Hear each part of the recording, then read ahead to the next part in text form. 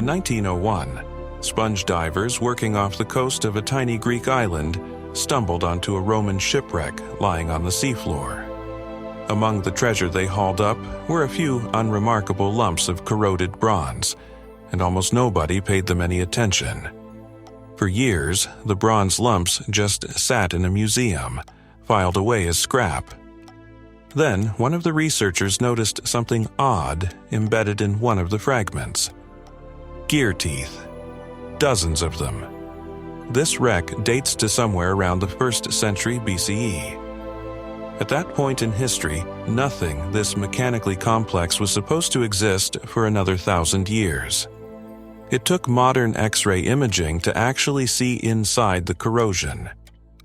And what it revealed was staggering. At least 30 separate bronze gears, interlocking with each other, cut with a precision unlike almost anything else to survive from the ancient world. This wasn't a toy, and it wasn't decoration. It was a machine built to predict the sky. Turn a hand crank, and it would show you the position of the sun and the moon, years into the future. It could predict eclipses, both solar and lunar, before they happened. The moon doesn't move at a constant speed. Its orbit is slightly elliptical, so sometimes it drifts faster, sometimes slower. Whoever built this device found a way to model that, with 2 gears mounted slightly off-center from each other.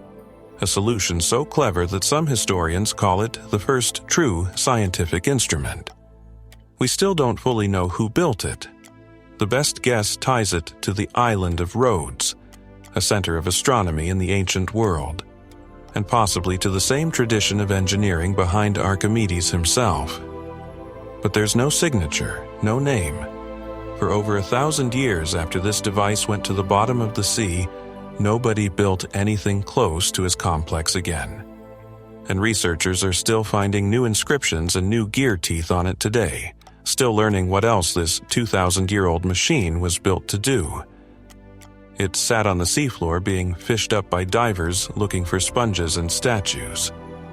What they actually found was proof that someone, over 2,000 years ago, had already built a computer. A few corroded lumps of bronze, almost thrown away as scrap. That's what it looked like to the divers who first pulled it up. This channel finds the thing hiding in plain sight every single day. Subscribe so you don't miss the next one.